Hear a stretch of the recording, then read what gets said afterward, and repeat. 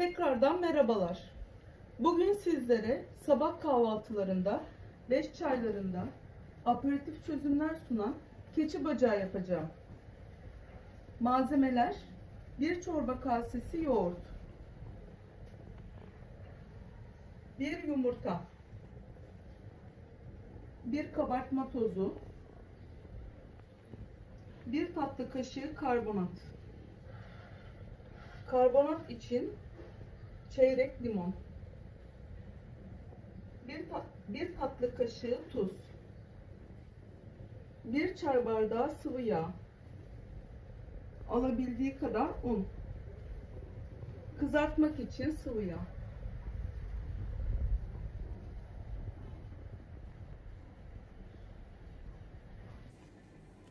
Size şu anda başlıyorum ben yapmaya keçi bacağını. Önce yoğurdumu ilave ediyorum.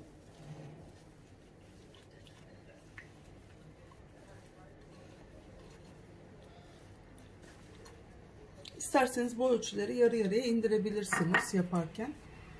Daha sonra sıvı yağım vardı.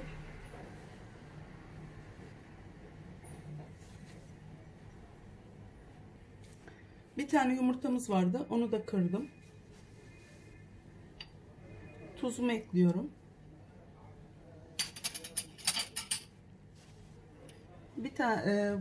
Bir tatlı kaşığı karbonat var. Bunu şuraya ekleyeceğim.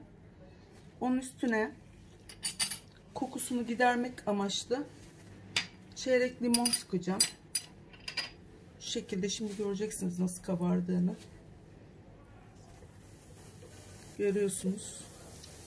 Bu şekilde olması hem böreğimize yani yapacağımız olan keçi bacağı pişimize bu kokunun sinmesini engelleyecek, hem de daha lezzetli bir tat verecek.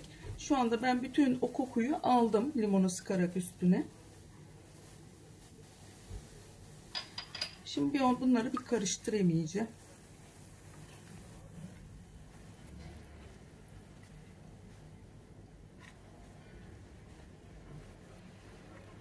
Şimdi artık ununu ilave etme zamanı geldi. Bir kısım ilave edeceğim unumu.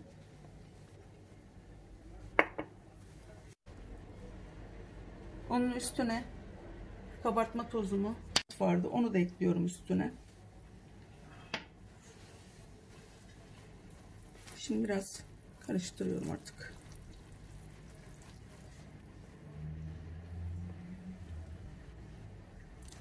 Biraz daha un ekleyerek karıştıracağım ve un eklemeye devam ederek bu şekilde hamurumu yoğurmaya devam edeceğim.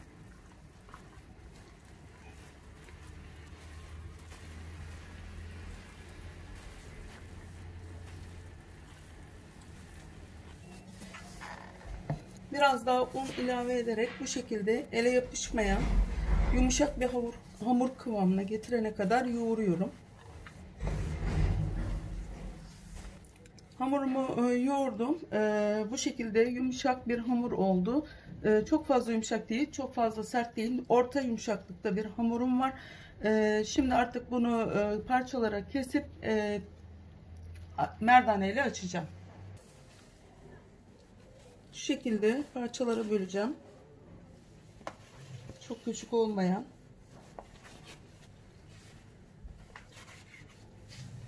Şimdi bunları top gibi yuvarladıktan sonra şunları kenara alayım. Hiç dinlendirmemize gerek yok hamurlarımızı. Çünkü bu mayalı bir hamur değil. Bu şekilde oluyor. Hem çok pratik hem de çok basit. Biraz tezgahımı unlayacağım şu şekilde.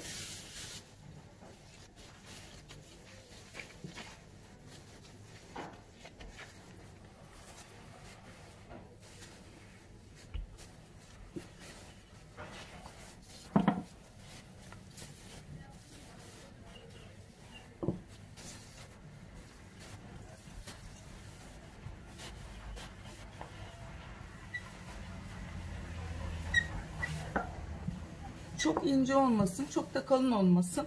Orta seviyede hamurlar açıp şekillendirip artık kızgın yağımızın içine gönderebiliriz. Şimdi yağımızı kızdıracağım. Birazcık daha hem burada hamur açılarak dinlenmiş olacak, hem de yağım kızmış olacak. Yağımızı tavamıza koydum. Isınmasını bekleyeceğim. O arada da hamurlarımı açacağım. Hazırlamış olacağım ben kızartacağım olan malzemeleri.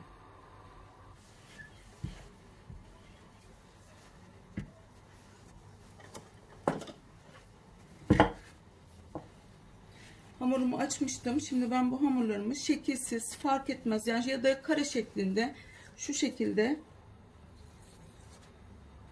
kesip, yani şekil hiç önemli değil. İstediğiniz şekli yapabilirsiniz. Bu şekilde hamurlar oluşturdum. Şimdi bunları yağ atıp kızartacağım. Şu şekilde.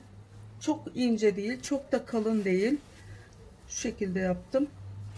Onlar zaten kabaracaklar. Şu şekilde hamurlar oluşturdum. Yağımız ısındı. Şimdi yapmış olduğum hamurları yağımın içine koyuyorum. Gördüğünüz gibi çok güzel kabaran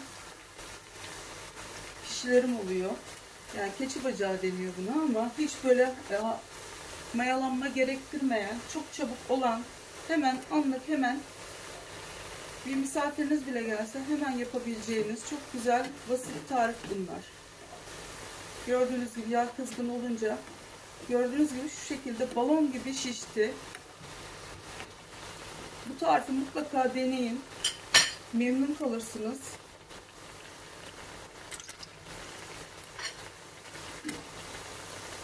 Görüyorsunuz.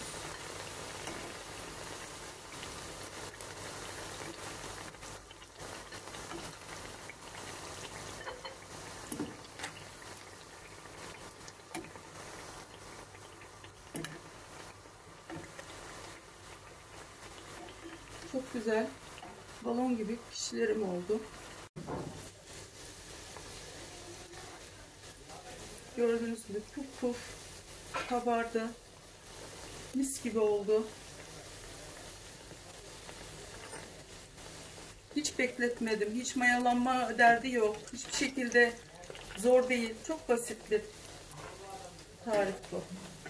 Görüyorsunuz nasıl kabarıyor. Keçi bacaklarımız hazır.